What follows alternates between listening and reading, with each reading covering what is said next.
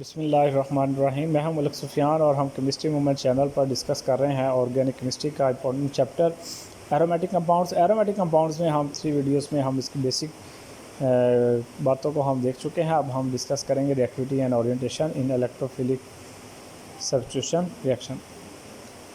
Electrophilic substitution reaction के लिए हमारे पास जो सामने आते हैं वो दो चीज़ें आती हैं, दो ग्रुप्स आते हैं, इलेक्ट्रॉन रिलीजिंग ग्रुप और electron withdrawing group. Electron releasing group में हमें दो चीज़ों का सामना होता है, एक है जी इंडक्टिव इफेक्ट और एक है रेजोनेंस इफेक्ट। ठीक है, ये आपके पास अगर हो तो वो उसको क्या करते हैं, एक्टिवेट करते हैं। अगर हमारे पास ये ना हो तो ये उसको क्या करते हैं, डीएक्टिवेट करते हैं। ठीक है, इलेक्ट्रॉन विथड्रॉइंग ग्रुप डीएक्टिवेटिंग होते हैं और electron releasing group activating group होते हैं।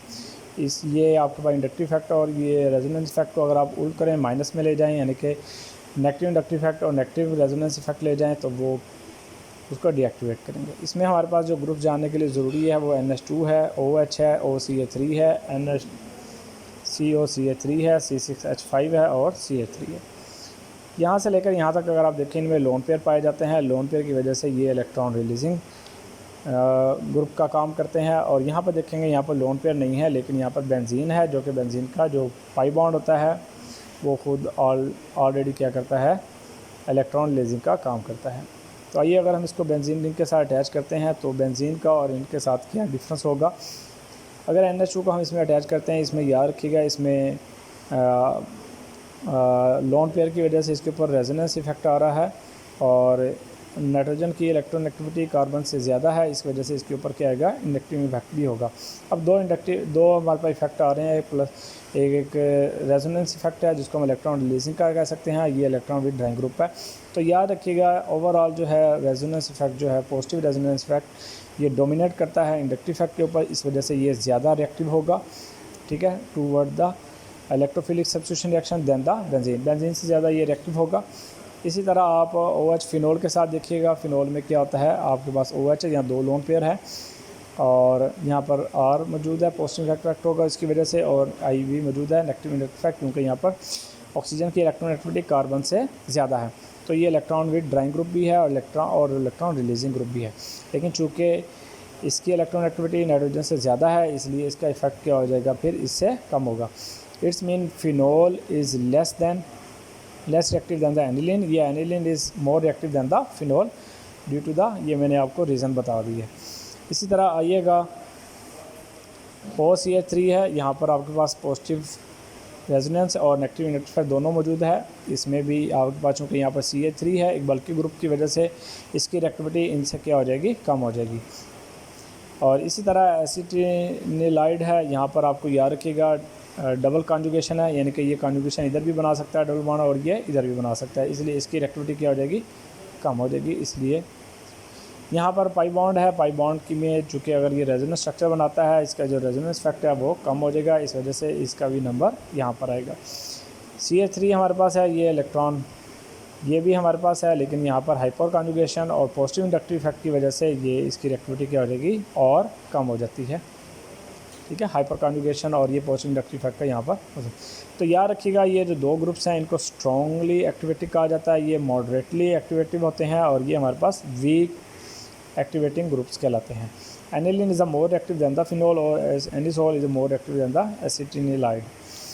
इलेक्ट्रॉन विथड्रॉइंग ग्रुप्स में हमारे पास नेगेटिव इफेक्ट और नेगेटिव रेजोनेंस हो तो ये ज़्यादा इलेक्ट्रॉन विथड्रॉइंग ग्रुप्स कहलाते हैं, और ये डीएक्टिवेटिंग ग्रुप्स होते हैं। इसमें हमारे पास MCH3, NO2, CN, COOH, SO3H, CHO, COR। इसमें याद रखिएगा नेगेटिव इंडक्टिव इफेक्ट आएगा, इसमें रेजोनेंस नहीं आएगा। यहाँ पर बाकी सब जो मौजूद है, नेगेटिव I और नेगेटिव R, हमारे पास ये दोनों सब इफेक्ट इसके ऊपर आएंगे। यहाँ कुछ एक्सेप्शन है, फ्लोरीन, क्लोरीन, ब्रोमीन के ऊपर यहाँ पर पॉजिटिव रेजोनेंस तो मौजूद होती है, लेकिन इसमें नेगेटिव इंडक्टिव इफेक्ट भी पाया जाता है। इसको हम अलग से सेपरेट से कभी डिस्कस करेंगे। आइए देखिएगा, यहाँ पर हम डिस्कस करेंगे इसकी स्टेबिलिटी ऑफ एरेनियम आयन है।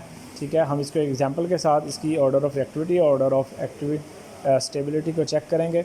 आपके पास ये बेंजीन रिंग है, यहाँ पर एक दूसरा इलेक्ट्रोफाइल मौजूद है, ये इसके ऊपर अटैक करेगा Y के ऊपर, और ये इलेक्ट्रोफाइल इसके साथ अटैच हो जाएगा।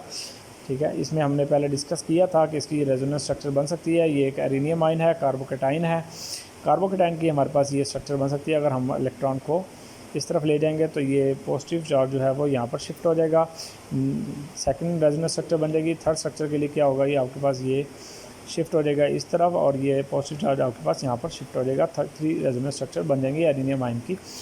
ओवरऑल अगर हम इसको चेक करें तो ये हमारे पास डिस्पर्स हो रहा है पॉजिटिव चार्ज इस पॉइंट से लेकर इस पॉइंट तक। तो अगर हम इसको अटैच करते हैं इलेक्ट्रॉन रिलीजिंग व इलेक्ट्रॉन विथड्राइंग ग्रुप के, तो आपके पास ऑर्डर ऑफ स्टेबिलिटी इसकी क्या होगी, इसमें याद रखिएगा इसका हम नंबर 1 स्ट्रक्चर का नाम दें, यहाँ पर 2 है और यहाँ पर ये 3 है। तो याद रखिएगा ये हमारे पास नंबर 1 के ऊपर ये है कि यहाँ पर कोई भी ग्रुप अटैच नहीं है। यहाँ पर अगर हम इलेक्ट्रॉन रिलीजिंग ग्रुप लगा देते हैं तो क्या होगा कि इलेक्ट्रॉन रिलीजिंग ग्रुप इसको इलेक्ट्रॉन प्रोवाइड कर रहे हैं, तो ये ज़्यादा स्टेबल हो जाएगा।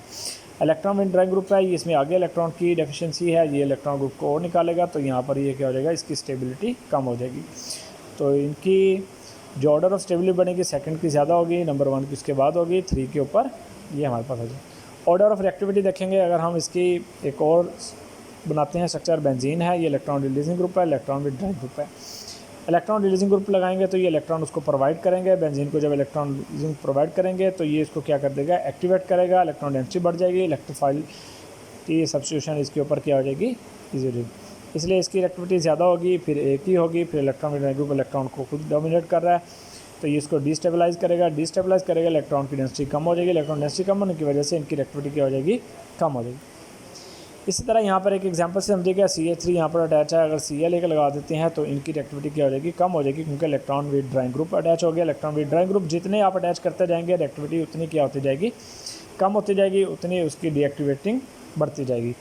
तो इलेक्ट्रॉन रिलीजिंग ग्रुप जितने लगाएंगे उतना वो स्ट्रॉन्ग होगा, एक्टिवेटिंग होगा, उतना ज़्यादा वो मोर एक्टिव होगा। अगर जितने इलेक्ट्रॉन विथड्राइंग ग्रुप लगाएंगे उतनी एक्टिविटी क्या होती जाएगी, कम होती जाएगी, due to the less electronic cloud की वजह से इलेक्ट्रॉनिक डेंसिटी कम होती जाएगी। तो उम्मीद है आपको ये वीडियो पसंद आई होगी। अगर आपको वीडियो पसंद है तो लाइक और कमेंट ज़रूर कीजिएगा। Thank you for watching. अल्लाह हाफिज़, टेक केयर।